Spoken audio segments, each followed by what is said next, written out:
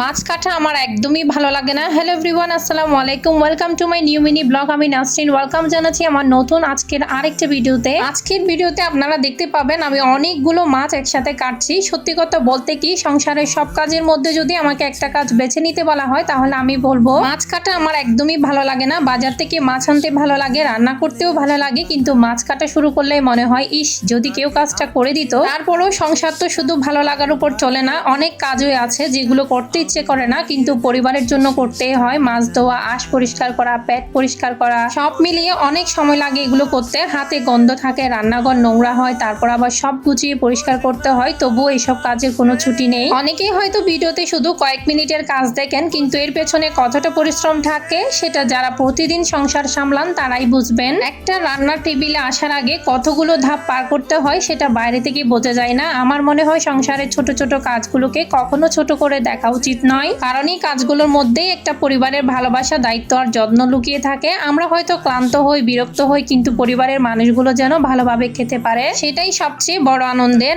আজ মাছ কাটতে কাটতে একটা কথাই মনে হচ্ছিল, জীবনের সব কাজই যে ভালো লাগবে এমন তো নয়, কিন্তু দায়িত্বের জায়গা থেকে কাজগুলো করলে একসময় সেই কাজও অভ্যাস হয়ে যায়। আর যখন পরিবারের সবাই একসাথে বসে সেই রান্না করা মাছ খায় তখন মনে হয় পরিশ্রমটা একদমই বৃথা যায়নি। তাই যারা প্রতিদিন সংসারের জন্য নীরবে এত পরিশ্রম করেন তাদের প্রতি আমাদের অনেক শ্রদ্ধাশীল হওয়া দরকার। আপনাদেরও যদি আমার মতো মাছ কাটতে একদম পছন্দ না করেন তাহলে কমেন্টে অবশ্যই জানাবেন, দেখি আমার মতো আর কতজন আছেন যে মাছ কাটতে একদমই পছন্দ করেন না। যারা ভিডিওটা দেখছেন এখনো লাইক কমেন্ট করেননি তারা অবশ্যই একটা লাইক কমেন্ট এবং শেয়ার করে দিবেন, এবং ভিডিওটা যদি খুবই বেশি ভালো লাগে অবশ্যই একটা ফলো করে দিবেন। আপনাদের ভালোবাসাই আমাকে প্রতিদিন নতুন ভিডিও বানানোর অনুপ্রেরণা দেয়।